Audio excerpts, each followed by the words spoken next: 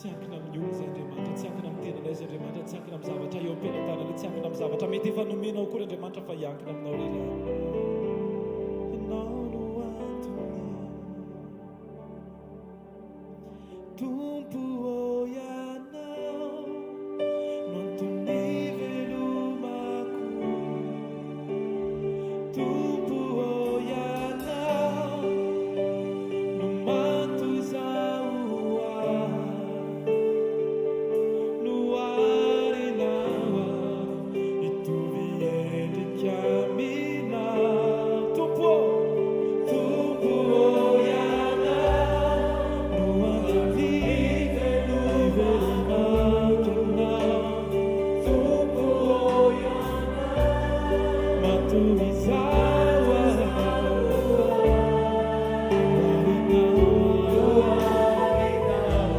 itovy endrika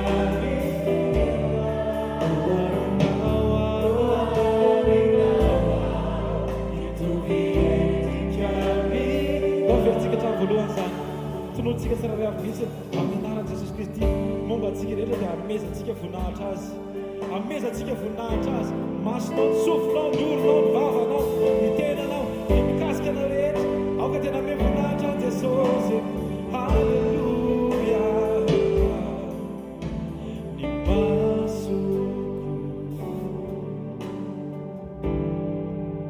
no ibadinanao. Lazao hoe ny sofiko andrenesaka ireo tenanao.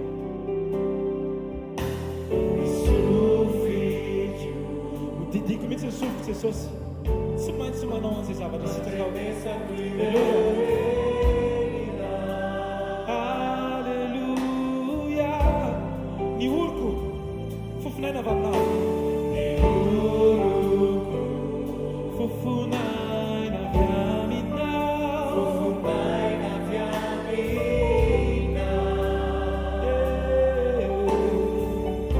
Ny vavako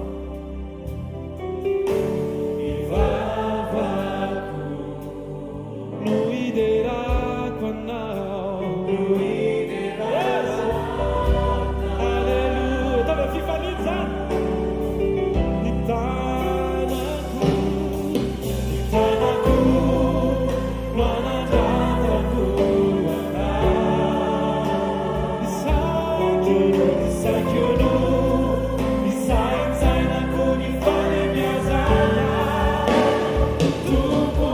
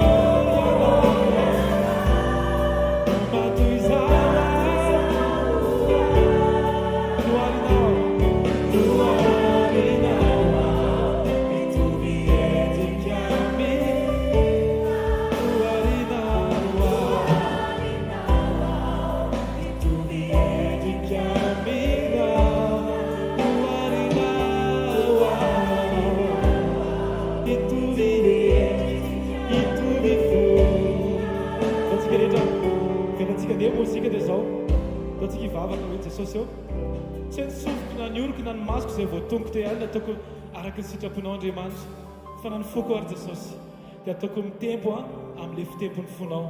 Ny ampietsika ny foko Jesosy dia izay mampietsika ny fonao Andriamanitra. Ny jeren'ny masoko Jesosy dia izay jerenao, ny andehanany tongotra izay andehananao rery. Ny saiko Andriamanitra dia izay tianao saintsainiko.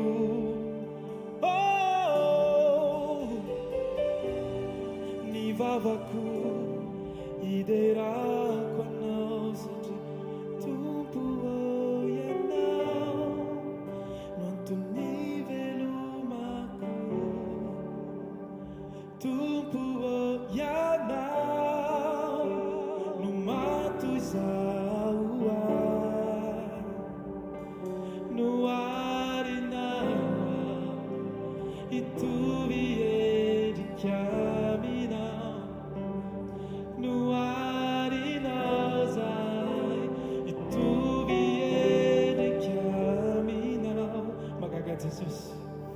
tsy hoe nataonao mitovy endrika aminao ny voninkazo na nataonao mitovy endrika aminao ny hazo fa izahay Andriamanitra ilay indraindray be fandavana any amin'ny fitarianao Jesosy ivery eto anatrehanao zay Andriamanitra tsy natahaka an'ilay vehivavy tratra ola tanana nijangajanga sa hoe nentin'ny tanany fariseo dia tonga eo anatrehanao Jesosy fa zay Jesosy tsy avelana izy tanan'olona hibatanay eo aminao fa ny finiavany Andriamanitra dia mahazaka anay hoe eo aminao Jesosy andro atolotra anao Andriamanitra izao fotoana izao tsy jereko olona Andriamanitra marina aminay mihitsy Andriamanitra ilay teny hoe aza manao malahelo tare satria Jesosy tsy nihitan'ny olona tsy ny zavatra hitan'ny olona ataonay Andriamanitra ny tombony fa mifafahanay miafy ampahanginana ampitsikiana mijery anao Andriamanitra isan'andro satria izao Jesosy ny zava-rehetra mety tapitra fa nitokana izay niteneninao hoe tsy ho levona mandrakizay dia niteninao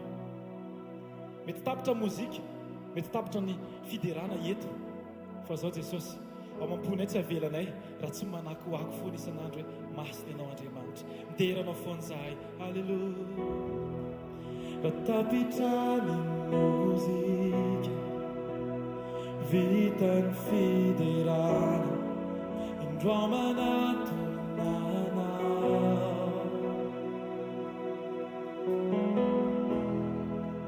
tean'olotra se mendrikana ampifaly ny fona tsiraiany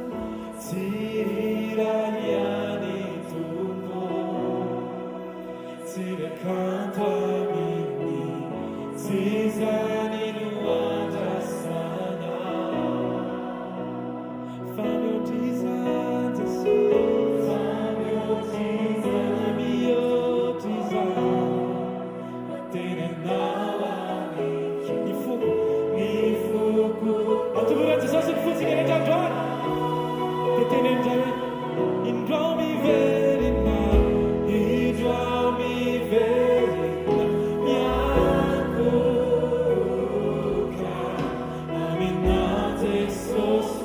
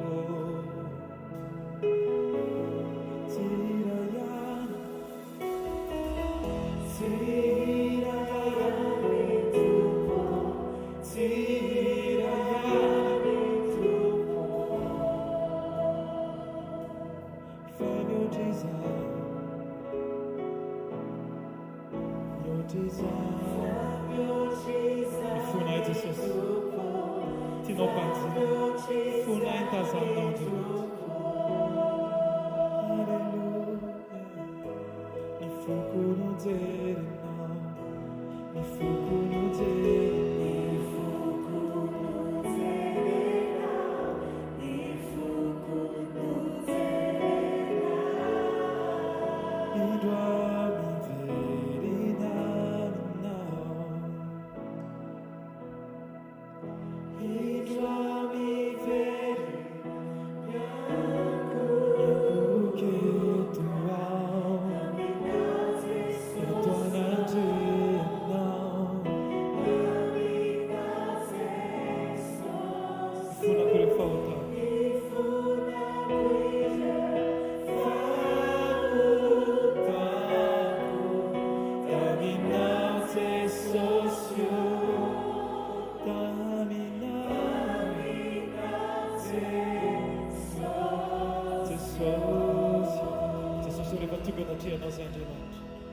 tonga izay Andriamanitra hiady vatra hoe hianona mihitsy nitondrana teny Jesosy fa faizo kely izy Jesosy tsy zany fa tonga izay Jesosy eo anatrehanao hiteny fotsiny hoe masina ianao magaga fa tianay foana ianao rehetra mety manameloko Andriamanitra fa ianao manototra fitiavana foana ny tsenanao anay Andriamanitra dia androany Jesosy eo an-kianja eo amin'ny kianja eo amin'ny toerana izay misy ianao toerana tena tiana isy anay Andriamanitra eo amin'ny toerana tsy misy anao Jesosy dia tsy hoany izay Jesosy izay Jesosy tsy hoe teren'ny zavatra misy ka tsy maintsy manao hetsika satria tian'ny olona ho hita hoe izao izay Jesosy tsy anaikotarian'ny olona intsony fa manomboka androany Jesosy na nofinay raha tsy avelana hitarika anay fa nitokana hitarika anay dia ny fanainao masina ary amin'izany dia afaka miteny zay anao anaty hirifiry ary Andriamanitra miteny hoe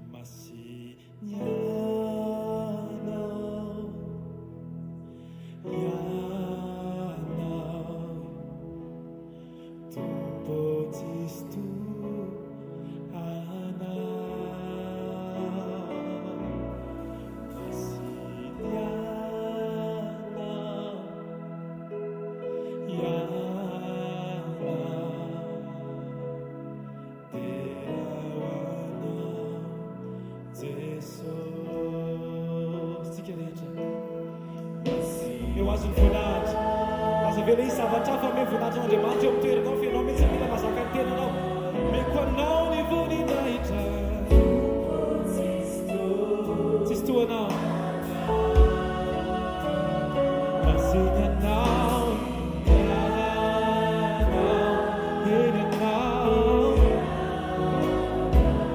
dia hoanao Jesosy tatsika anao voady mihitsy ideranao mandrakizay ideranao mandrakizay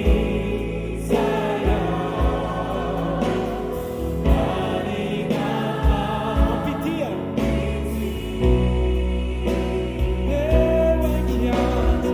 eo ankianzy zay akakianao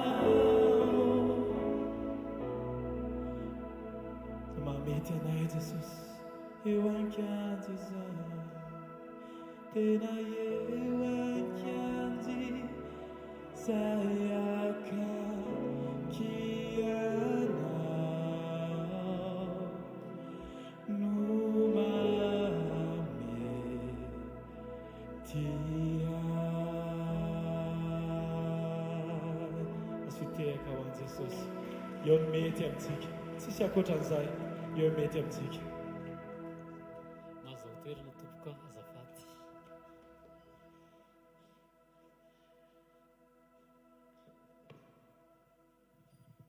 voninahitra ho an'Andriamanitra rery ihany ny joroko vavolombelona izy teva elaela dia nanomboka tamin'iny faraparany taona iny dia ohatry ny mamanga misy zavatra mamanga foana ato anatiko hoe mila mijoro vavolombelona ohatran'ny tsy sahy mihitsy a dia androany moa ilay mbola tamin'ilay partage teo dia saika hijoroako ilay izy fa ohatran'ny hoe mbola niavatra ihany a dia mipetraka etsy amin'ny plasiko etsy a tena ohatran'ny hoe tsy mahazo haina ohatran'ny hoe tsisy fiadanana izany tato anatiko dia avy eo moa nanantona amin'ny pasteur sandratra dia za hoe tena mila mijoro vavolombelona aho zana dia efa ela ary ilay izy efa 12 taona lasa satria mbola tsy nijoroako vavolombelona nefa tena hoe zava-mahagaga tena mbola tsy nisy teo amin'ny fiainako nataon'i Jesosy taminahako tamin'izay a tamin'ny 2012 izy io dia vao niaraka moa efa niaraka moa zany izay sy mivadiko tamin'izay dia nisy sakatsakana zany tamin'ilay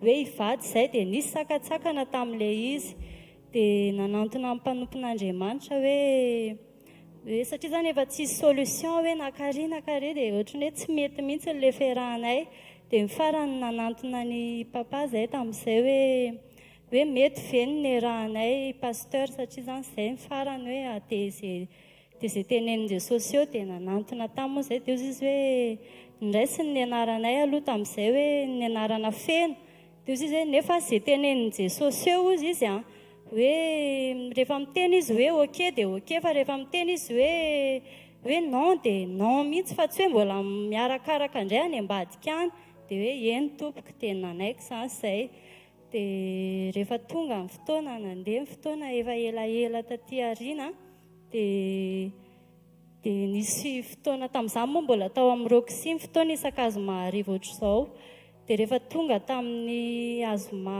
izay dia hoe misy fotoana amin'ny faminaniana azoma an'io aloha pasteur tamin'izay ny teny hoe misy fotoana amin'ny faminaniana ozy izy miteny amiko Jesosy ozy izy fa amin'ny herin'ny androany a dia fotoana amin'ny faminaniana fotsiny dia tamin'izay zany satria efa elaela hoe toa mbola tsy mivaly ihany ilay izy mety mbola tsy niteny ve Jesosy dia tamin'io zany hoe tena sao dia mba amin'io dia tena mivavaka tao anaty hoe ohatran'ireny hoe tena ilay miandry examen ireny zany izay tamin'izany dia mivavaka hoe tena sao dia mba amin'io ilay fotoana dia rehefa tonga tokoa ny azoma dia nandeha aloha nisy tena mifaminaniana tokoa dia nisy teo alohanay zany dia avy eo dia hoe toa mbola tsy atsika ihany izay moa niaraka tamin'izay dia tonga amin'izay ny faharoa izy dia izy pasteur tamin'izay hoe sao dia misy jako sinoa reto izy jako sinoa moa zany ny eninay hoe jako sinoa dia hoe jako sinoa dia tamin'izany dia hoe jako sinoa iza koa zany jako sinoa zany dia avy eo moa namerina izy tamin'izay hoe jako sinoro izy dia teo izay vao hoe jako sinoro sao dia tsika zany nefa ny anaranay zany ny fahalalan'ny olonanay zany tamin'izay hoe rivo sinona dia hoe tena sao dia tsika zany dia teo elaela mbola nianahana teo ihany zany izay hoe sao dia tsika sao dia tsy tsika dia avy eo moa rehefa tonga amin'ny fotoana dia hoe izay zany pasteur nangatana n'izay roa zany dia ozy pasteur tamin'izay hoe za ve no eno izy izy sa nareo ny akety dia ilay mbola menatra ity moa zany dia izy ny nanantona anay izay tamin'io teny ambony no mipetraka dia tonga ny fotoana dia nanantona anay izy dia ozy izy hoe miteny amiko Jesosy zao izy hoe mila atao mariage ao anatin'ny 2 volana nareo dia mila famela heloka dia tena izy aloha moa vao nahita anay dia gaga be hoe ve nareo zany dia tena hoe tena voninahitra ho an'i Jesosy fa tena hoe ilay valim-bavaka zany tena hitanareo tsy haiko ohatranareo hoe afaka fanadinana tena hoe ahazo viza tena tsy takatry ny saina fa tena hoe voninahitra ho an'i Jesosy dia namaly Jesosy tamin'izay dia teo dia hoe mila atao anatin'ny 2 volana ozy ny mariazinareo oke ozy Jesosy tena hoe nitsambikimbikina tsy hay mihitsy tamin'izay ny hafaliana dia oke ozy izy dia teo nefa nisanganihana amin'izay ilay hoe ao anatin'ny 2 volana za tamin'izany mbola vao hamita fianarana, mbola tsy niasa, mbola tsy naninona fa tena hoe voninahitra ho an'i Jesosy fa rehefa tena hoe makatoa ianao toy an'ilay partage toy ihany hoe tena mila makatoa dia tena naneho ny voninahiny Jesosy tena hoe vita tao anatin'ny 2 volana ilay izy nandeha tamin'ny lafiny Somatsara dia voninahitra ho an'i Jesosy. Hoe tiaka mafia ho an'i Jesosy mandroso tompoko.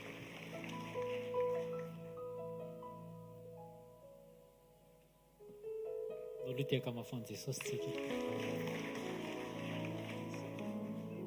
Mahafinaritra vely rahalahy. Manontany anahy foana izy isaky mitsofoka hoe vavolombelona ve misy vavolombelona dia nangetaeta be atao anaty Jesosy voafiana nijoro vavolombelona. Izy tia nantondrany tompo mamerina manonona fiadanan'ny tompo amintsika rehetra dia mino fa andray fampaherezana ianao anatin'ilay dingana kely tondrany Jesosy anahako. Tamin'ny fotoana ny korazady tany Antsirabe farany volana hiditra Oktobra dia mba hanomena Andriamanitra tombontsoa ny tena elo lalana hikarakara ny zavatra rehetrarehetra dia rehefa tonga tany andro alohan'ny korazady teny amin'ny terrain somary vizambizana ny tena matanjaka be moa zany azafady matanjaka be azy VKL dia salama be ny tenda dia rehefa salama be ny tenda tao anatin'ny asa rehetrarehetra natao tonga ny fotoana ny korazady teny amin'ny terrain dia latsaka ny direktiva hoe izay marary rehetrarehetra ampetrao eo amin'ny faritra marary ny tananao dia nankatoa moa tsika moa efa fantatra hoe fianakaviana mpakatoa tsika atao trano dia napetraka ny tanana nisy namaivay be tao amin'ny tenda tao côté droite dia nafahan Jesosy izy ho an'i Jesosy ho voninahitra fa zao nafahan Jesosy tato amin'ny droite izy fa nifindra nakato amin'ny gauche indray dia ahoana zany Jesosy dia ohatra ny verevitra kely velao fa rehefa tsy nisitrany androany io rapitsondray io afaka sitrany dia nandeha ny deuxième jour nametraka ihany ohatra ny mbola tsy afaka le izy nandeha ny troisième jour tsy maninona fa Jesosy mahalala an'izay masoara ohatra hoe apetrany eo aloha rehefa nandeha ny fotoana ataoko hoe nandeha na 2 volana nandeha ny 2 volana dia verevitra atao anatin'ilay fahaverezakevitra nanantona ny mpanompon'Andriamanitra hoe tena tsy zakako ty fa misy zavatra ohatran'izao mitranga dia nametra tana ny pasteur vavako pasteur dia tao anatin'ilay izy nefa ohatra ny tsisy ninona mitranga ihany dia nanapa-kevitra ny tena hoe dia hanantona dokotera dia lasa nanantona mpitsabo nahazo fanafody tena be da be dia nihinana nisy fotoana ilay izy sitrana ihany dia avy eo miverina zany hoe mifangaro tao zany Jesosy sy ny fanafody zay ny zavatra nitranga dia rehefa nandeha ny fotoana tonga ny faraparan'ny taona teo ohatrany tsy dia reko tsola izy fa nisy ihany tao dia niditra moa tonga ny fotoana ny fifadikanina dia nanoka tena niteny tamin'i Jesosy hoe ty fotoany ty Jesosy tena nokatra ny foko amin'ny fiangonana aminao tena tsy amelako raha tsy ahita ny voninahitra ao amin'ity ino izy ianao ny zavatra nitranga nandeha ny fotoana afaka niatrika voninahitra ao an'i Jesosy afaka niatrika ny premier jour deuxième jour troisième jour quatrième jour ny cinquième jour tena tao anatin'izay fotoana izay zany tena nandoalika nanao nanao andranomaso ny vavaka rehetrarehetra izay nataoko tena hoe nitady an'i Jesosy tamin'ny foko manontolo ahako dia ny zavatra nitranga dia zao efa ny sakafo hariva ahako dia ron'anana sy vary maina zay za moa tao anatin'izay fa nandray initiative hoe tsy hinan-kena ntsony fa mba hiditra ohatran'ny fihinan'ny mpanao régime dia zany hoe le hanina nohaniko zany tsisy zavatra tokony hamparary anahako tao anatin'ilay izy fa ron'anana sy vary dia desera ataoko hoe paoma anankiray na ohatr'izany dia matory tonga ny maraina nivoaka tao amin'ny toilette taitra be misy zavatra menamena be miala tsinaka ohatra hoe misy olona mokatohany eto dia gaga be aho tsy raha ve ty zavatra ity dia nikoropaka ny tena tao anatin'ilay izy dia nanomboka nahitako an'ilay izy nanomboka salama be nikiboko nangodika be tena hoe ohatran'ny mitady zany ahako isaky mihetsika ilay izy vita amin'ny premier jour ny eretako teo ihany ilay izy satria tao anaty fifadikanana dia ohatran'ny miakatrakatra kely ilay finoana zany tonga ny deuxième jour a dia voninahitra ho an'i Jesosy miverina tao amin'ny WC fotsifotsy be misy menamena be dia kivy atao anatin'ilay izy ahoana andeha any amin'ny dokotera indray sa hivavaka dia tao anatin'ilay izy a misaotra an'Andriamanitra fa ny lalana rehetra tsy isy kisendrasendra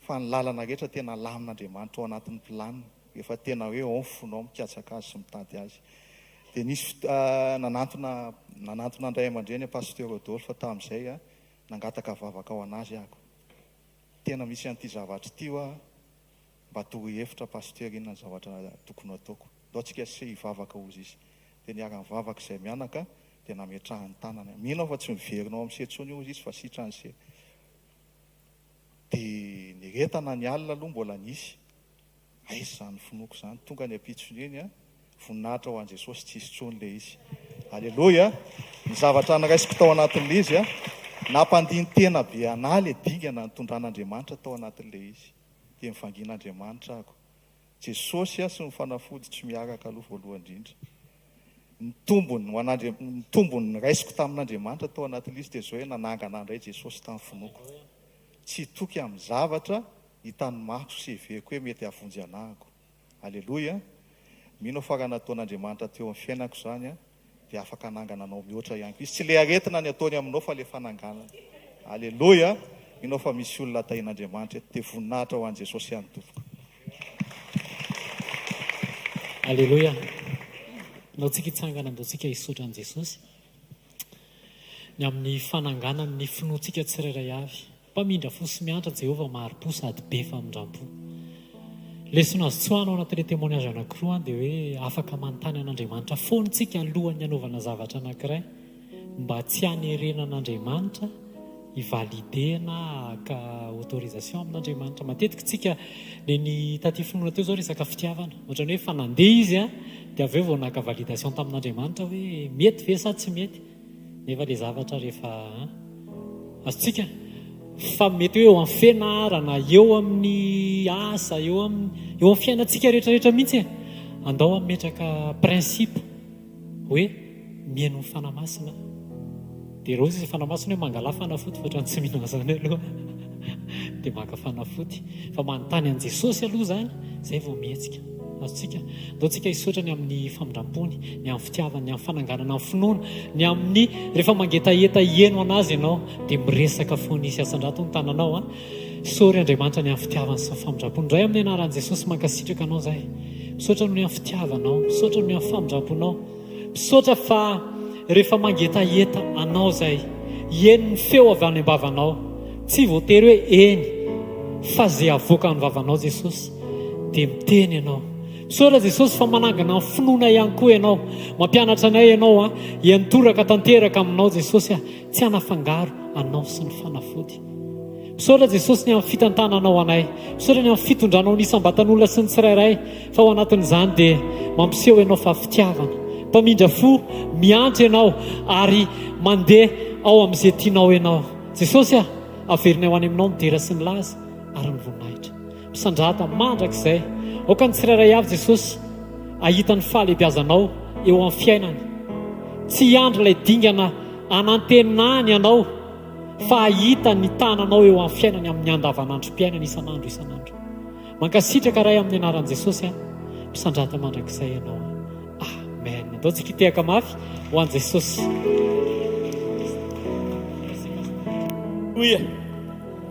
alleluia andaontsika hisotra an'Andriamanitra ny fotsika manontolo moe meny tompotombonandro ianao meny hery ianao a mbola afaka mijoro ohatr' zao ao anatin'ny vavaka sy fifadikanina efa misasaka izy zao amen nefa ianao mbola mijoro tsara andao averintsika any amin'ny tompo hoe ianao mampatanjaka ianao mitahiry ahy ianao mampifantoka ianao mampijoro ahy ny fahasoavanao ny mahatoy zao a tenino Andriamanitra amin'ny ty takarivo ty fara izao no toy izao tsisy aviaviko fa avy aminao zao lay tsinotsinona tao andavaky ny liona fanatsanganao ozanakao fara izao no toy izao tsisy aviaviko fa avy aminao zao lay tsinotsinona tao andavaky ny liona fanatsanganao ozanakao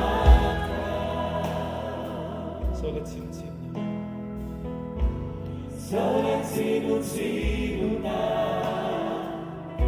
tao andavaky ny liona fanatsanganao ozanakao.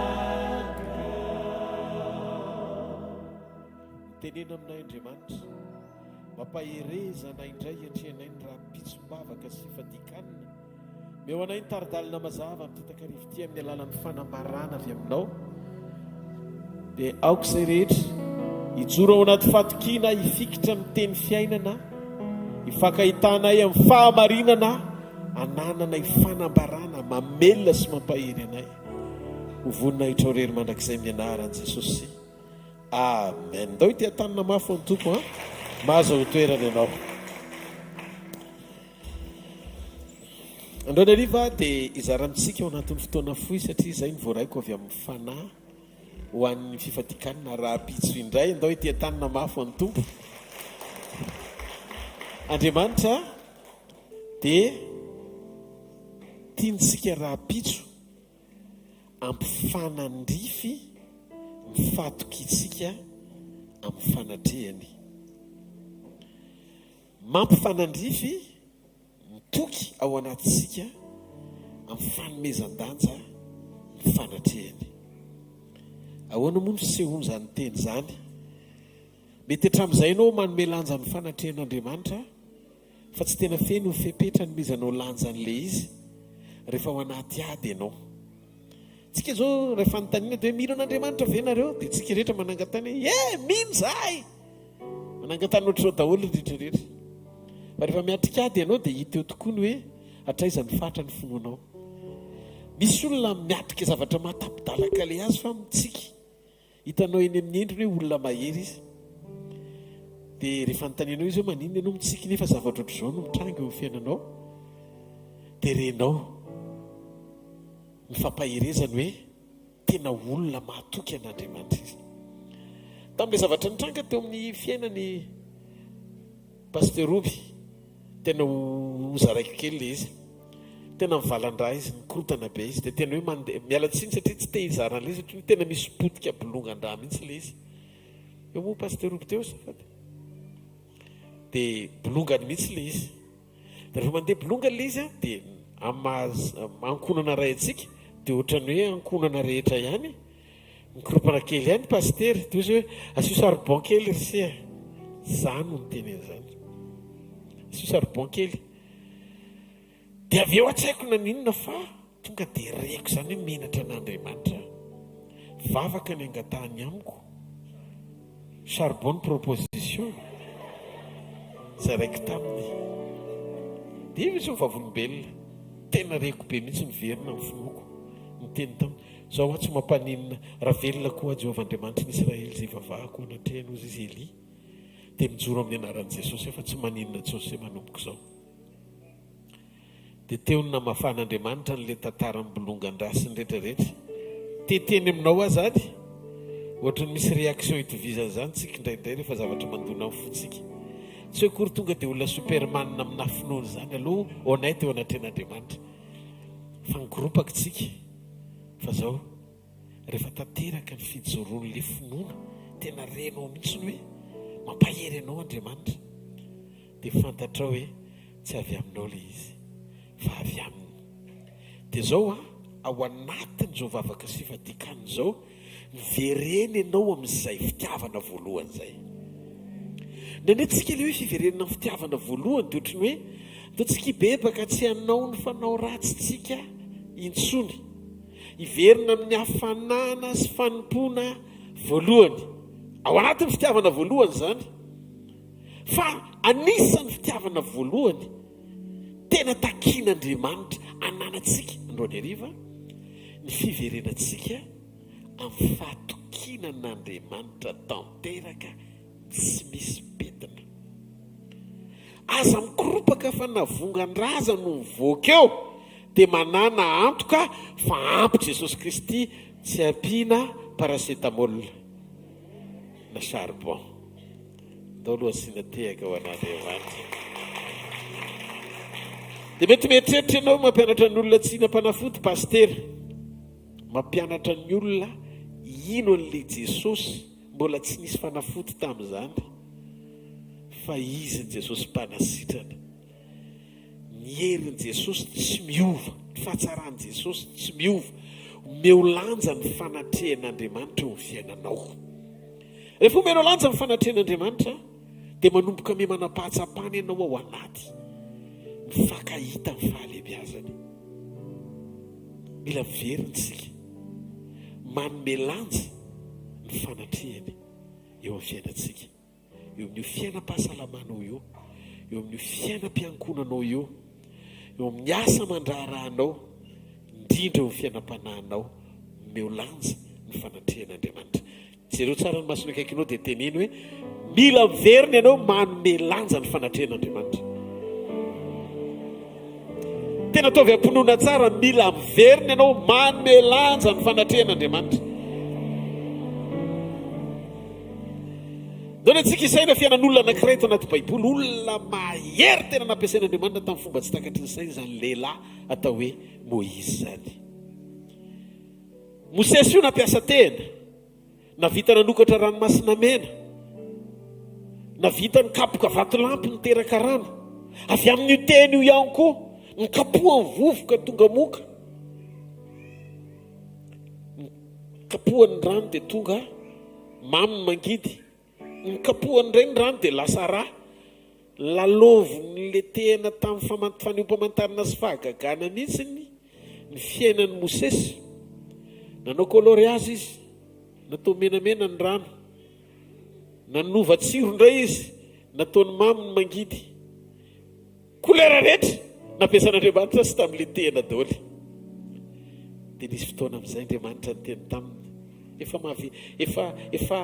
efa miseho ny fiainanao ny voninahitro, efa mampiasa anao mahery ahako. Dia zao mandehana hozy izy, fandefa iraka eo anoloanao dia tsisy haravanao zany ary tsisy andresy anao zany. Dia inona no navalon'ny Mosesy? Non, zahay tsy aleto zany raha tsy miaraka aminay ianao. Ny fanatrehanao no ilaiko, ny fanatrehanao no ilaiko. Halleluja! Fa maninona olona efa mahita vokatra faran'izay enjana ohatr' izany? Tsy mila nininona ankoatra ny fanatrehan'Andriamanitra hoe zay tsy matrendeha mihitsy zay hiaingy, tsy hanao nininona mihitsy zay raha tsy eo amin'ny fanatrehanao. Andriamanitra efa namotsitra azy andeha eo ambanin'ny fanirahany anjely homba azy, fa tsy nety mihitsy izy. Ozy izy ny andininy telo ambin'ny folo amin'ny Exodosy toko fahatelo amin'ny telopolo manoka amin'ny andininy fahatelo ambin'ny folo ka hatramin'ny andininy fafito ambin'ny folo. Koa ankehitriny raha mahita fitio masonao dia ampahafantaro ny lalanao, ahalalako anao mba ahitako fitio masonao ary hevery fa olonao ty fireneny ity. Dia hoy izy Andriamanitra, nitavako no andeha dia anomeanao fitsarana. Fa hoy Mosesy taminy, raha tsy andeha nitavanao dia aza mitondra anay hiakatra hiala aty. Fa inona nefa no ahafantarana fa ahita fiteo masonao za sy ny olonao motsy amin'ny andehananao miaraka aminay va? Dia ho voavaka amin'ny firenena rehetra ambony tany zahay dia izao sy ny olonao. Ary hoy Jehovah tamin'i Mosesy, izao zavatra nolazainao zao dia ataoko tokoa ka ahita fity eo masoko ianao ary alala anao tokoa aho. Halleluja! hozy izy Moizy, tsy aly eto zahay raha tsy miaraka aminay ianao nangetaheta sy nametraka ananja ny présence ho ambony no ny manifestation Moizy. Fa inona ntsony moa ny ilan'ny an'Andriamanitra, efa ny fitsoran'Andriamanitra ny fahafahany manao zavatra, efa misy teny any aminy, efa misy anjely miaraka aminy. Andriamanitra efa nyteny namarina anao a dia mandehana. Fa hozy izy Moizy, tsy fampiasana no ilaiko, tsy fahagagana koa, tsy faneho-pamantarana, fa ianao mihitsy no ilaiko. Andao itiatarana any amin'izany toe-po zany. Nanomelanja ny fanatrehan'Andriamanitra Mosesy ho ambony lavitra noho ny fahitany ny etsik'Andriamanitra sy ny fahaiza-manao n'Andriamanitra rehetra. Maneho zany fa Mosesy tsy te aleo tena misitraka ny fanampian'Andriamanitra, tsy misy ny fanatrehany, te hiankina ny fanatrehany. Manapatakarany Mosesy hoe za tsy te aleo tena hivela ny fanatrehanao ka ionona fotsiny amin'ny fahitako ny voninahitra sy ny fampiasanao. Misy idiran'ilay tenin'Andriamanitra ve zany hoe malemy fanahy Moizy? Amin'ny numerito 2:17 za hozy izy Andriamanitra mbola tsy nahita olona malemy fanahy ohatran'io eny ambonin'ny tany. Ay ny atao hoe malemy fanahy kay dia miankina sy faible eo anatrehan'Andriamanitra, miankina tanteraka amin'Andriamanitra, sy mahatsiaro hoe tsy mila ninninona avy amin'Andriamanitra mihoatra noho ny fanatrehan'Andriamanitra. Mahavariana fa Mosesy efa nomen'Andriamanitra ny zavatra rehetra, manana ny rehetra, ampy mihitsy ny zavatra nomen'Andriamanitra azy ahafahany manatanteraka ny asan'Andriamanitra hatramin'ny farany. Nomen'Andriamanitra azy fa neho-pamantarana maro samihafa, kanefa izy tsy niraikim-po tamin'ile tena, fa mbola nila n'Andriamanitra foana hatrany hatrany. Jereo tsara ny zavatra nitranga, tsy niraikim-po tamin'ny tena izy, fa nila ny fanatrehan'Andriamanitra izy. Nitraiky efa hitan'ny Mosesy tena goavana be omaly, nahita izy vatolampy kapohana tonga dia mimoaka rano, nahita izy ranomasina mena, tena mizara roa ny ranomasina mena. Tamin'io tena io zavatra be dia be, zarainy rano, lokon'ny rano, vainy tsiron'ny rano, rano fotsiny zay, kapohany vovoka tonga moka. Nitendreny ndraiky io ny rano namoaka sahona, zany hoe tokony ho ampy anampy azy eny amin'izay zavatra rehetra leny le teny eny am-pelantanany.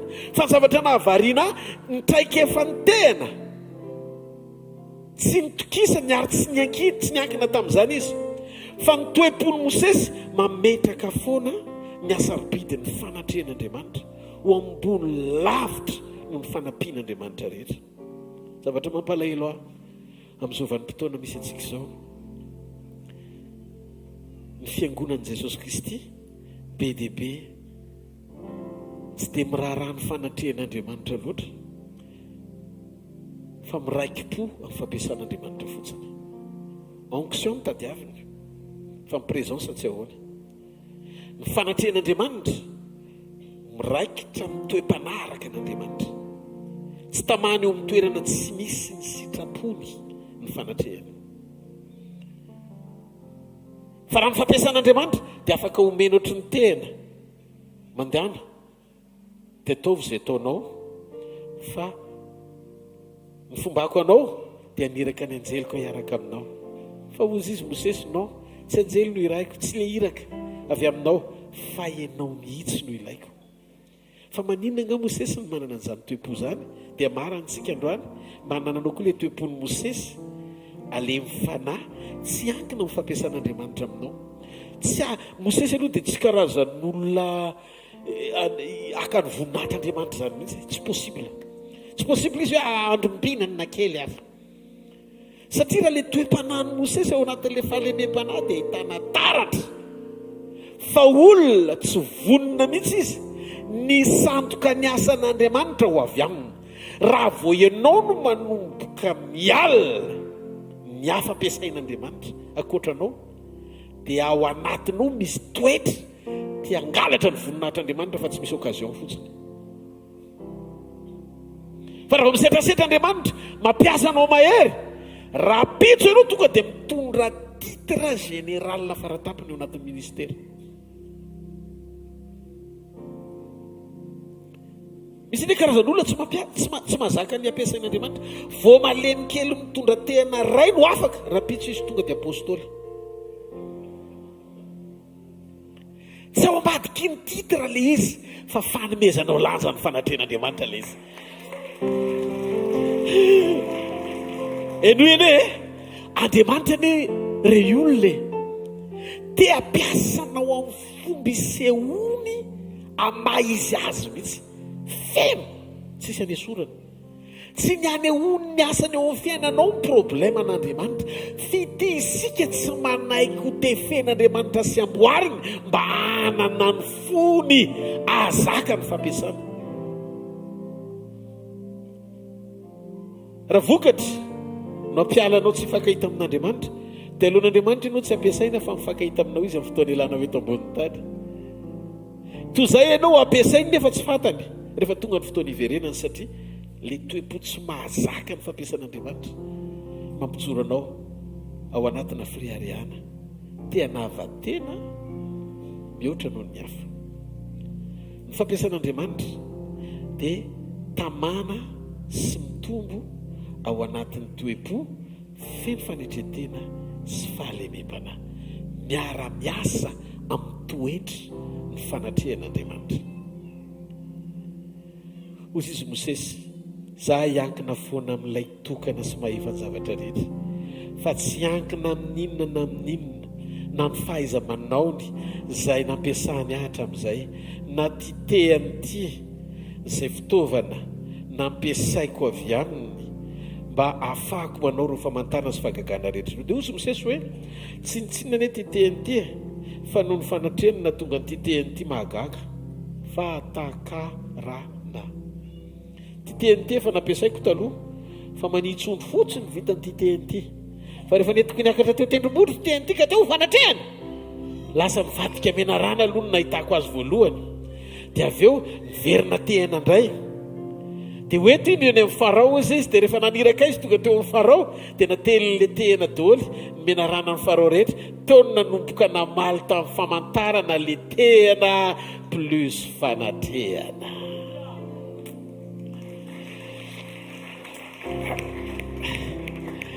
Moïse nahalala fa tsy nitsinona izay fitaovana nampiasai meloha amin'ny fotoana nanatrehan'Andriamanitra azy. Misy ny avant-tena et après-tena. Ny avant-le tena nampiasaina kapoana fotsiny le ondry, baikona ondry fotsiny, tsisy ninina fa tena mitovy amin'ny tena rehetra. Fa voateo Andriamanitra lasa tena mahagaga le izy. Ary rehefa naniraka Andriamanitra hoe iny tena iny no entinao, le tena amin'io solombava namaliny an'Andriamanitra tsy nanaiky teny teo anatrehan'ny Farao. Andriamanitra ne saika tsy ampiasa teny fa saika ampiasa vava. Zao afatra tenenany amin'ny Farao, za tsy mahay miteny. Ary rehefa tsy mahay miteny dia asehoko anao, fa raha tsy teny anao dia tena no ampiasaiko. Zany hoe hazo no natsangan'Andriamanitra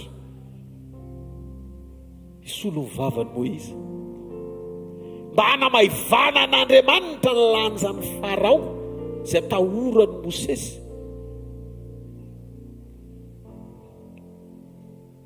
Mifanampianao mety voafetra fa mifanampian'Andriamanitra tsy azo ferana. Ianao misy limity fa Andriamanitra illimité. Sarangatsy bareteka ho an'i Jesosy.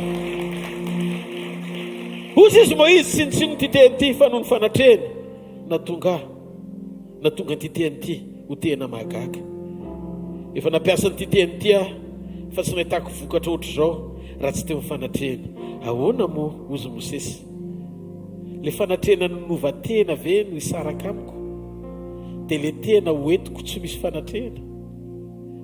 Teo izy Moïse, raha miverina tena tsotra tampoka eo ity dia ahoana? Satria ninninona succès tsy misy azy échec ny fiafarany zany. Ninninona fahombiazana heverinao fa tsy misy fanatrehana, manome toky sy antoka anao fa tsy ho tonga lavitra zany fahombiazana zany. Jesosy Kristy avy any Nazareta no ilainao.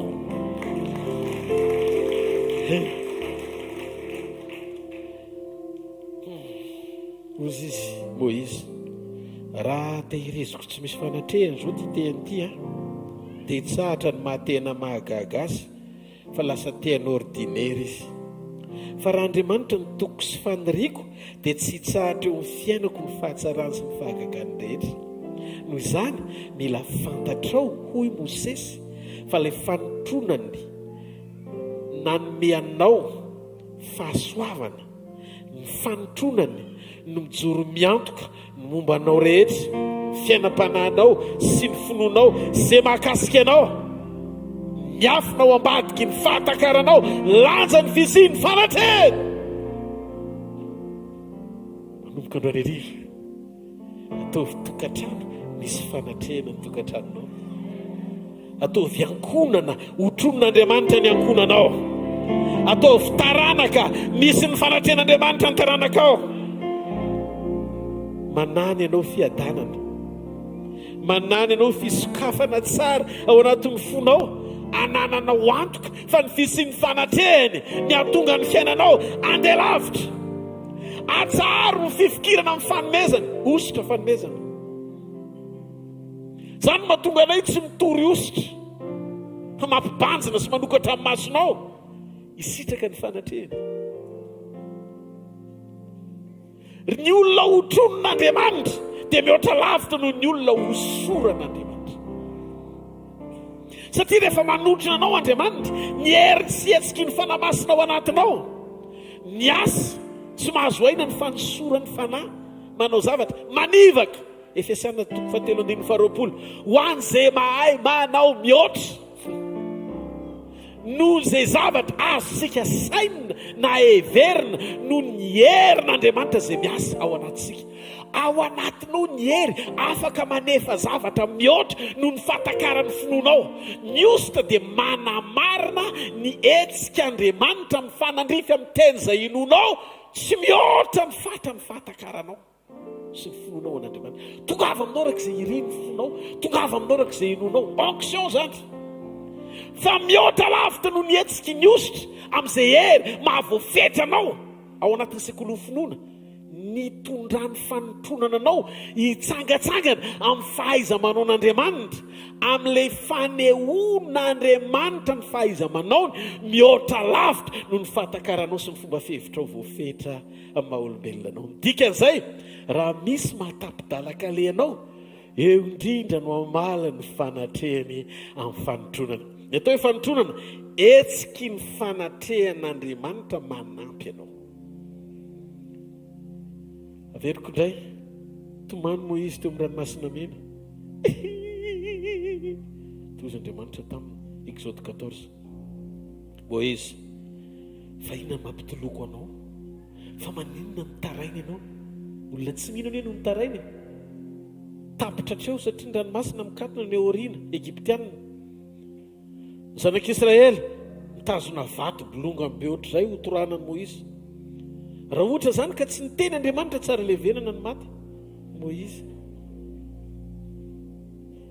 fa tao anatin'izy ny tanondrika ny teny tamin'ny Andriamanitra. Moïse nitsangana teneny fotsiny zanak'Israely androso. Dia noe zavatra mitenenina kay tamin'iny fotoana iny, le teneny zanak'Israely androso tsy zarana roa le rano fa andehany ambony rano. Fa nanokafan'Andriamanitra ny ranomasina mena tsy ho ny zanak'Israely fa ho an'ny Egyptianina. Proof, rehefa tonga Jesosy, tadidiny Jesosy tampoka, nisy tenin'Andriamanitra mbola tsy nitranga nefa efa votsitra. Dia ozy izy rehefa avy eo, le tonga dia mandroso, tsy misy ranomasina mena mizara roa, no nitohizan'i Jesosy nandehanany teny ambony rano. Nandehanany teny ambony rano. Dia ozy izy tamin'ny Petera, Andriamanitra ny teny tamin'i Moïse, fa Jesosy ny teny amin'ny Petera, avy manatony. Dikan'izay izay tsy nitranga, vakeo tsara ny Exode 14, Andriamanitra tsy nanana programa izara roa ny ranomasina mena, fa Andriamanitra nanana programa hampandroso eo ambony rano zanak'Israely. Donc nisy fanirian'Andriamanitra tsy tanteraka tany amin'ny androny Mosesy fa faniriana ny tanteran'Andriamanitra rehefa tonga Jesosy, satria Mosesy tandindona fa Jesosy no fahatanterahana. Ny zavatra tsy azonao izy. Azonareo mahatonga antsika miantehitra amin'io Mesia atao hoe Jesosy Kristy avy any Nazareta io. Fantatrareo mahatonga anay na andro na alina dia tsy matory fa manambara mandrakariva ny fahatsarany, ny voninany, ny fahefany, ny heriny, satria mahazo antoko izay fa velona Jesosy. Halleluja!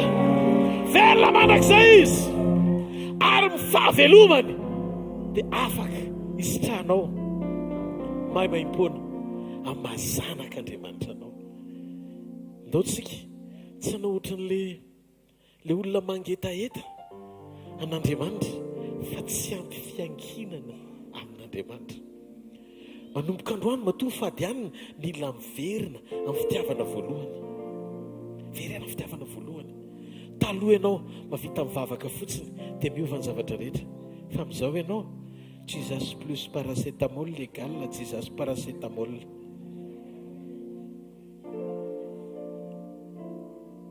Manomboka androany na fahatiarana atsangany, inona amin'izay manjoanao tsy vitany. Mety misy ny tafiotra fa mboary ny fo ao anaty vavaka sy fifadikanina, miorina ao anaty fahatokiana. Fa maninona ary ny soratana atao anaty Baiboly le vehivavy nitsidrana nandritra ny 12 taona nandaniny herenany tamin'ny mpanaovana fody maro. Fa voaniona tamin'i Jesosy teny an-dalana, ny olona rehetra miandry an'i Jesosy hikasika azy, fa le vehivavy nikasika an'i Jesosy dia vao nikasihana Jesosy, inona ny zavatra nitranga? Tsahatra, le rà, sitrana, le rà matoa. Inona ny antony? Satria miavaka, enoy a, miavaka ny fahatsapan'ny olona anankiray ao anaty fahatakarana, lanja ny fisian'ny fanatrehany. No ny olona anankiray mety misaina fa manana ny fanatrehany fa niloza ny fahatokiana azy. Misy zavatra tsy azonao. Todika aty daholo. Miavaka, eno tsara, miavaka ny olona anankiray manome lanja ny fisian'ny fanatrehany. Matoky 100 isan-jato fa rehefa eo Jesosy dia mety ny zavatra rehetra. Sy ny olona anankiray mieritreritra fa manana ny fanatrehany nefa tsy mitoky 100 isan-jato amin'ny fanatrehan'Andriamanitra. Averiko tamin'ny herinandro ity, Maria, ry zareo tsy mpamboly voaloboka akory, tsisy kuivana ranom-boaloboka be ataoko angamba firy barika ao an-tranony, fa voalaniny ny divay. Any amin'i Jesosy izy miteny anaka lany divay. Marina fa Jesosy sorena kely satria tsy tokony hibaiko an'i Jesosy ianao fahagagana izy, iny anglafa. Fa le réaction nefany mahafinaritra satria toe-po zatra miankina amin'i Jesosy. Dia ny Baiboly laza fa faneom-pamantarana voalohany. Tsy nisy zany teo aloha. Mbola tsisy vavolombelona hitan'ny Maria namorona nanao divay avy amin'ny rano Jesosy. Na inona ny nanaovan'i Jesosy azy mbola tsy nisy tao amin'ny fianakaviana na olom-pantatra manodidina ny tanàna. Kanefa Maria tonga dia tsy salasala satria zatra miankina amin'i Jesosy. Mialalana fa velona ao anatinao Jesosy. Ninonina mitranga sy fanoherana misy, olana sy zava-manahirana miseho, ny réaction spontanée voalohany hita eo aminao dia ny fiantsonao any Jesosy.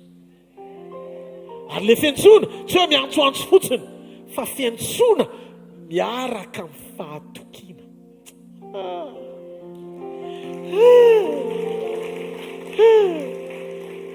Dia enoena ty famarina ty zavatra tena raiko be ao anatin'ny fokole izy hoe amporeto ny fanatrehan'Andriamanitra. Tsy mila lesona tsony ianao hoe zao ataovy, tsy aniraka anao hoe zao ataovy, fa avelao ny Saint-Esprit hiasa ao anatinao ny fanamasina, hidikte ny zavatra rehetra izay tokony hitondrany ianao mba hiaina anao le zavatra mikorina avy amin'ny fatsy le ezaka ataonao mba hisehoany. Ny tena zanak'Andriamanitra dia olona manay-kotarihana fa tsy mampiasa an'Andriamanitra hivalide ny sitrapony. Voasoratra zay tarihy ny fanahy ny zanaka. Inona ny antony tokony anairako anao? Lesona voalohany, zao nataonao mba tonga anao ahita ny fahatsaran'Andriamanitra. Ianao tsisy ninona nataoko ankoatra ny miombona aminy, fa raha miray amiko ianao ka mitoetra ao anatinao ny teniko dia angatao zay tianao, na inona vao ataoko aminao. Na inona ho ataony rehefa miray aminy kina tsony zavatra tokony ampianarako ankoatra ny hoe miombona aminy. Fa inona ny zavatra tsy ao anatin'ilay inona tokony ampianarako aloha. Masonareo lay izy lasa mampianatra anao anaitra anao ahita vokatra ivelany communion. Sotra ny communion na ny fiombonana sady alalàn'Andriamanitra anao no ahitanao ny herin'Andriamanitra. Zao fotsiny raha mbola misy ota mahazatra mandana bebaka ny ankoatr'izay tsisy toriteny. Raha mpanota ka mahatsara mbola misy tsy fahatanterahana aza mitady solution hafa ao anaty baiboly fa lasa développement personnel. Ianao no tiampivoatra amin'ny fiainanao fa tsy mila an'Andriamanitra hikarakaranao, fa rehefa tsara ny qualité de communion tsy oro manifestation zany ianao, tsy oro ny tanan'Andriamanitra zany. Tondroy maso aho dia pitsery ny voamasoko raha mandangy ahako.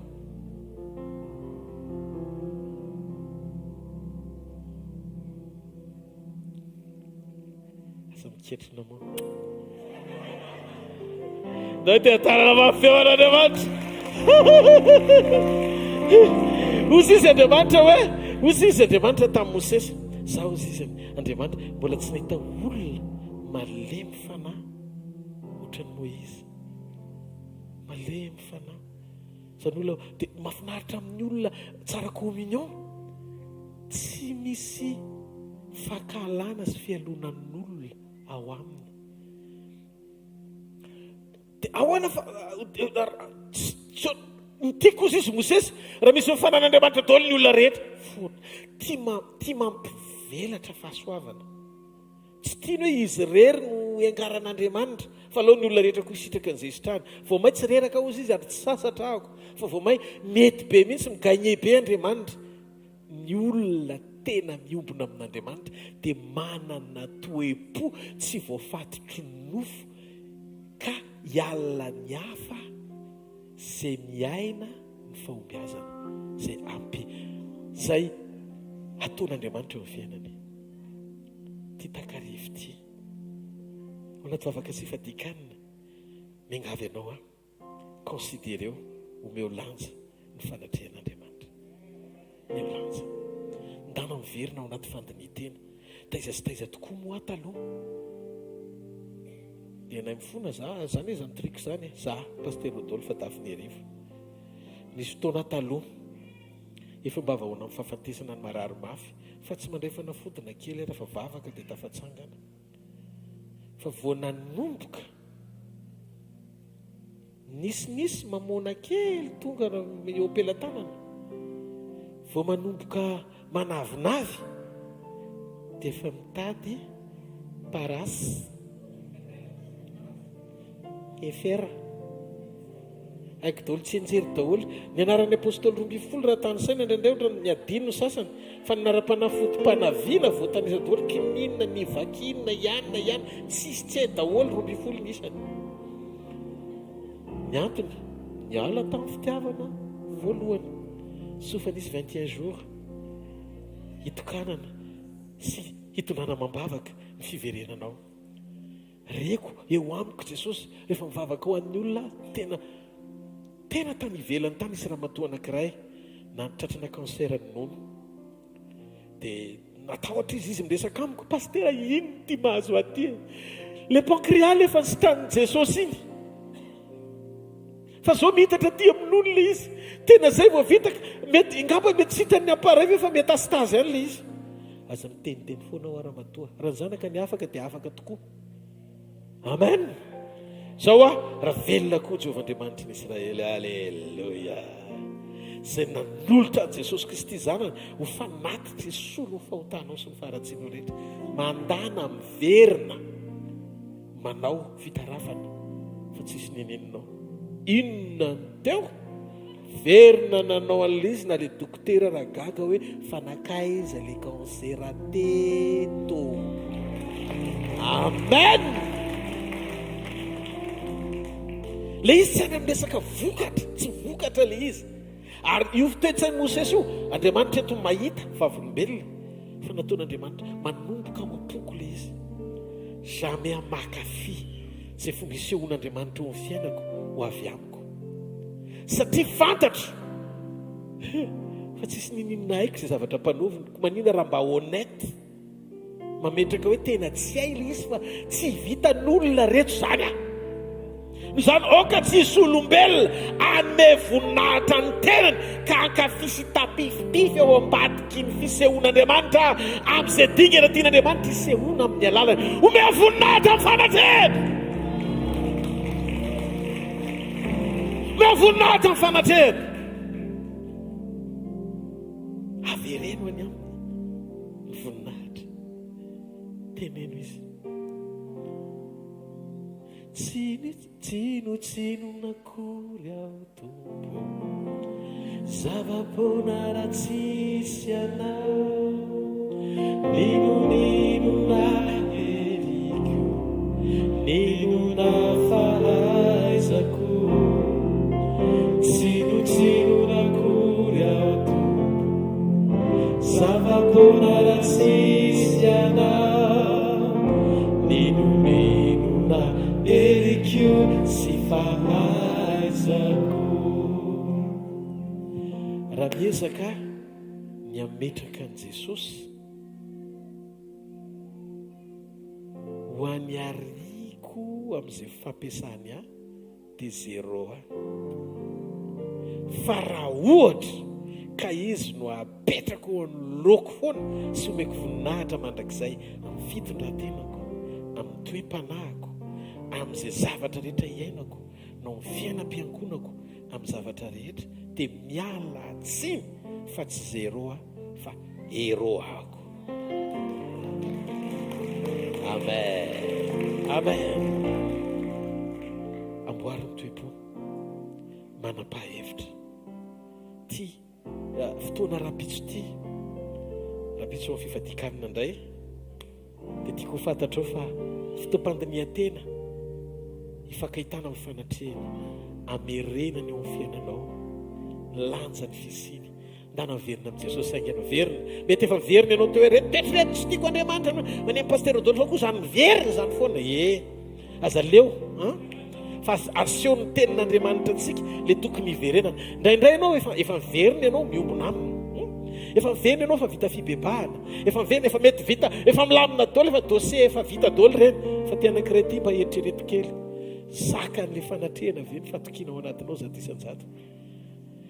Itoky amin'Andriamanitra, itoky amin'Andriamanitra rehefa zavatra mitranga dia ianao le tonga dia le mandeha reny avy any miaraka amin'ny fanatrehan'Andriamanitra. Ninonina hitranga Jesosy na ny lany tramonanga Jesosy na omaloka magina Jesosy dia ho feno fivaliana Jesosy. Ny fotoana dia guardalo Jesosy fa tsisy ambimaro Jesosy raha mihoina toampoko Jesosy lay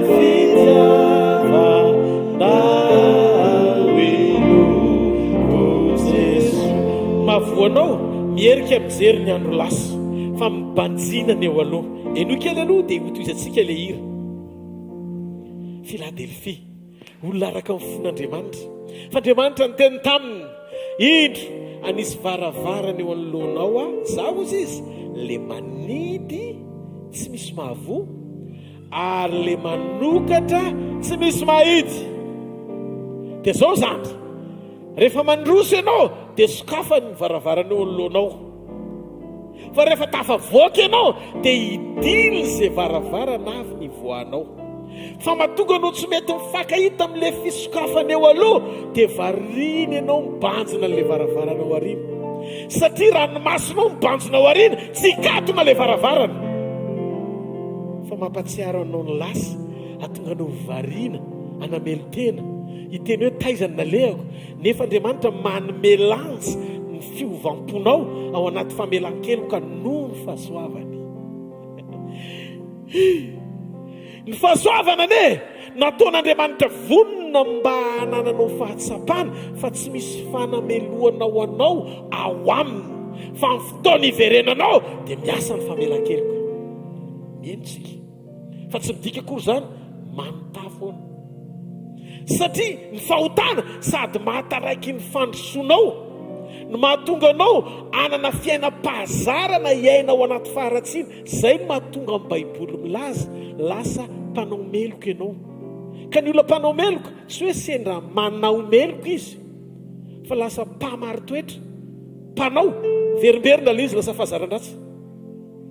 Dia zao ny problème, sady tsy tafandroso ianao ny tsy miamotra feo tenatena. Le varavarana riny tiana le mandrosokafana, fa le varavarana riny aoriana no mbola mahavarina jery lasa ianao. Dia sady tsy afaka manidy Andriamanitra satria masonao mbola mitazana any, ny tsy afaka mandroso ianao satria mikatona le varavarana eo anoloana. Fa rehefa mitodika ianao tsy mierika dia hidian'Andriamanitra, tsisy mahasokatra ilay any aoriana, ary sokafan'Andriamanitra tsy misy mahakatona leo aloha. Dia ozy ianao raha jeriko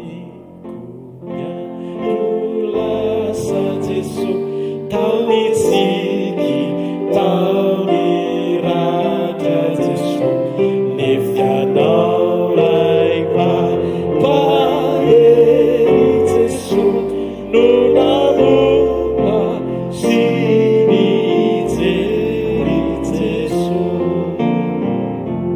ny oavia tena io Jesosy, olo fifaliny saio Jesosy, miasa sarako isava Jesosy, iariva kuasava Jesosy, ny fotoanany avela madalo aze adalo Jesosy, fa tsisy ampimaro Jesosy, amiorinao amoko Jesosy, ray fitiava naino con Jesosy.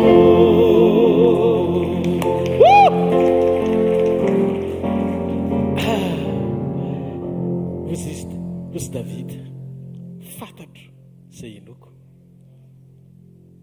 Zaho ozy Davida matoky ny fitiavany.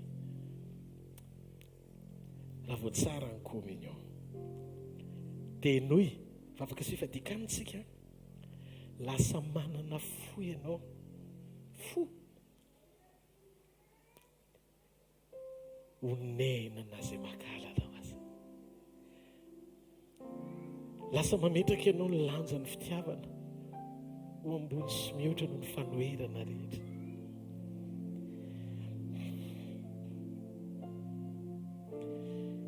Rehefa tena manjaka sy manapaka ao anatinao ny fitiavana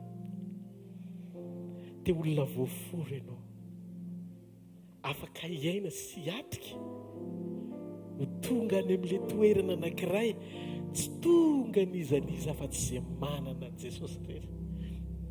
Afaka mely ianao heloka na ny fahavalo izay mijoro te handringana sy hamono anao azy. Tiava ny fahavalonao,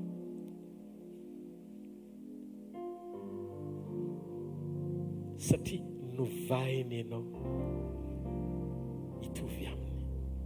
Tsy ezaka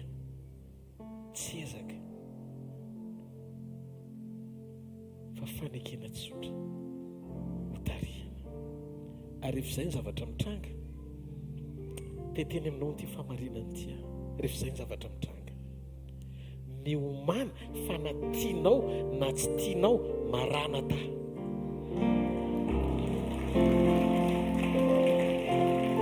Na tianao na tsy tianao maranata. Ozy Jesosy hoe iverina amin'izay. Amen. Aninona hoe Jesosy? Zay andro izay no mandrasako iverina ny mpamonjiko ho hitako izy anatikay ny sandriny no asampiny ay oe tiny am'izay toerany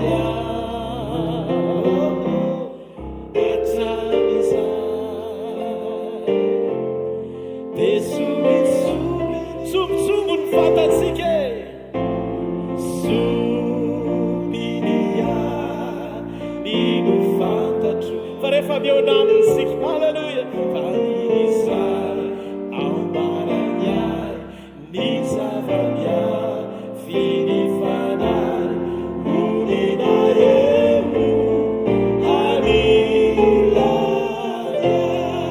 fanantenako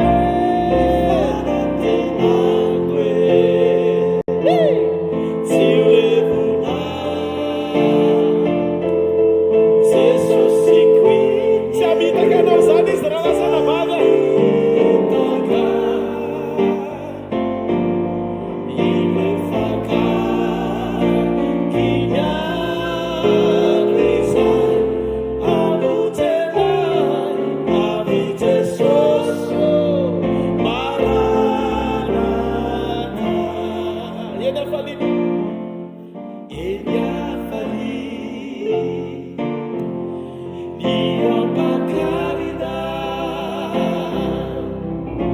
rehefintsay ny mpapakatra tontolo sy fahitety zay jereny maso vaovaoery lasa toko ny zavatra maro ka nifone narandriamanitra pasaina le zany voay ny toerantsika irovoay ny toerako de fakahita amreo avantsikatsika manontany hitandavako zay maty talova vovotsiko iara mitoetra Jesosy fanantenantsika tsy olevina mamazay tsy olevina Jesosy quine Jesosy quine tsy amitaka sanatrie fakakiniandro izay amotenay avy Jesosy tsika raka mandatara maranata.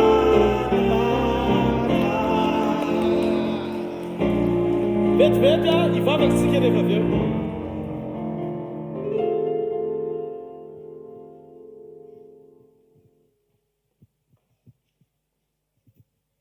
Alléluia. Bonjour. Ça va? Bienvenue. Dotsika tiaka mafy be ho an'i Jesosy a. Efa tonga eto tandrazana ny délégation na. Alléluia. Bonne année. Bonne année. Alléluia. Tsara Jesosy. Misy faly be androany. Tavan'izao ny tanany. Ndritsinona. Alléluia. Hiditra amin'ny fanatazana ny fanatitra fa voakarena sakrifisitsika dia ataovy izay hitanao fa tokony ho atao an'Andriamanitra. Tianao izy ary mbola tianao izy ary tianao mandrakizay izy. Fotoanantsika raha pitso dia eto ny fotoanantsika raha pitso. vitandroany moa regroupement zany araka ny fandaminana dia raha pitsotsika tsy misy regroupement fa misy ny fotoana fandraisana fanasany tompo a izay ho tanterahana eto a dia rehefa avy eo tsika samy mirava ny rapitso maraina fandraisana vita fandraisana fanasany tompo a ny ariva kosa araka nefa nambara foana teto dia misy ny concert caritative izay tanterahany mpiaramanompo vitsivitsy a tanterahana rapitso arivo dia manomboka amin'ny efatr'oro zany a etsy amin'ny Trade Tower Ivandry deuxième étage amin'ny roa ay 14 heures ny ato kaifa amin'ny roa le izy zatra le teny frantsay koa manahirana be halleluja premier étage ay eny tompoko premier étage le izy a miaraka amin'ny tarika verona ifson lioan'ny joda ary botikely ministre izy efa tonga tokoa i botikely ministre izy halleluja ataotsika teaka mafy ho an'i jesosy avilavitra be ry zareo a fa tonga izy ho an'i jesosy halleluja dia asa tsara asa soa zany tanterahany zany a izay karakaray ny ONG main de douceur sy tolotanana ho an'ireo zazakamboty sy ireo manantena mila fanampiana ireo handicapé mila fanampiana dia misy ny tapakila afaka manatona ny pasteur vololona koa ianao a izy mbola tety foana izy halleluja dia manatona azy ianao a na pasteur aja rehefa sendra eo izy rapitso ihany koa mbola misy ihany ny azo atao dia akoatran'izay fotoanantsika milatsinainy talata larobia dia miverina somatsara foana ihany koa tsika ao anaty fifadikanana 10e jour androany na vita 10e jour tsika mbola misy eo ny raiky amin'ny folo andro eo zany a sotra ny tompontsika tena mbola meny raiky amin'ny folo ndray lasa kely sisa dia ho tapitra le izy tena tokony mbola halleluja fa toy izy foana voninahitra ao an'ny tompo moa valivombelona kely fa nisy fotoana teto efa niteny hoe salama be za taloha fifadikana fa atreto dia raina jesosy fa vita tsika foana hatramin'ny 10e jour fa mbola ho tohizantsika miaraka amin'i jesosy fa raha vao tsy miaraka aminy tsy vita io any niary dia latsinainy talata larobitsika etsy amin'ny supérieur analakely sekoly mpamahana olana sekoly mpanasitranana ary sekoly tokantrano sy fitahin'andriamanitra mamoka fitoraka hatramin'ny valora sasany ny fotoana eo amin'ny supérieur deuxième étage zay nampifangaro an'le premier étage teo fa ny supérieur deuxième étage etsy amin'ny analakely zany mba ahafahantsika miompona indrindrandrindra manome lanja inona le omena lanja fanatrehany halleluja ndao tsika aretranga hitsangana efa naona ngamana halleluja malemy fanahy olonareo halleluja tsy tadidinareo zao le diso teo sorana tompo e dia enoy foana ny HVKL Events sy ny FM 90.8 amin'ny HVKL radio dia injiro ny tananao dia ndao tsika nolotra fanatitra sy ny sakrifisy raha eo amin'ny anaran'i jesosy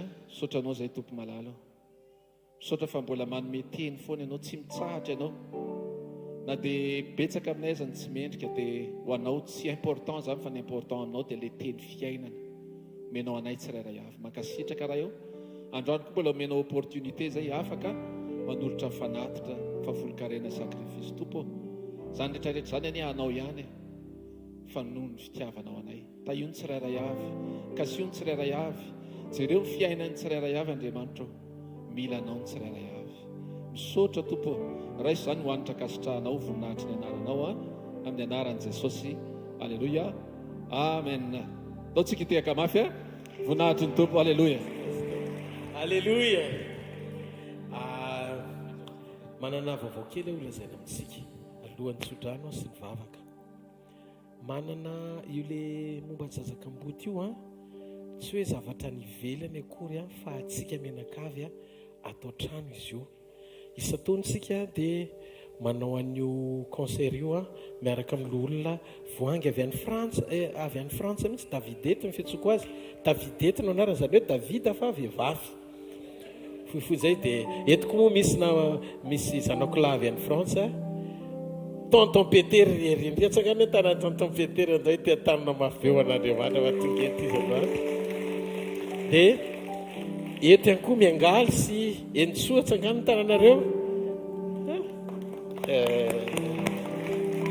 alleloia fa iny lavitra ireo fa tonga ty manotrina atsika ho amin'ny tanjona koa ho amin'le fotoana rapitsoariva dia filazana kely le izy io concert io zany no ho an'ny centre mandritry ny taona eo amin'ny 50 000 ariary ny billet tena ato an-trano le izy raha zany hoe saika tsy teny ihany zany fa mba ho teny zay mivady ny ray aman-dreny miahany io centre io hatramin'ny voananomboana anazy dika zany fa tsy any ivelany le izy fa zavatra kininy Jesosy amintsika ho any Kamboty sady tsika koa vao may tsara be raha resy lahatra miaraka amiko nareo aloha atao voatr'izao ny tanina hoe ao anaty vavaka sifadikanina zao nakasitrahako mijery ny Kamboty ao anatiny ene zany ao anaty norma tsara tsika alleloia dia jereo angony fotsiny sakafo tsy nohanina nandritry ndray volana raha manome 50 000 ariary tsy resa-bola le izy tsy resa-bola le izy fa le fafana mamafy ho an'ny hafa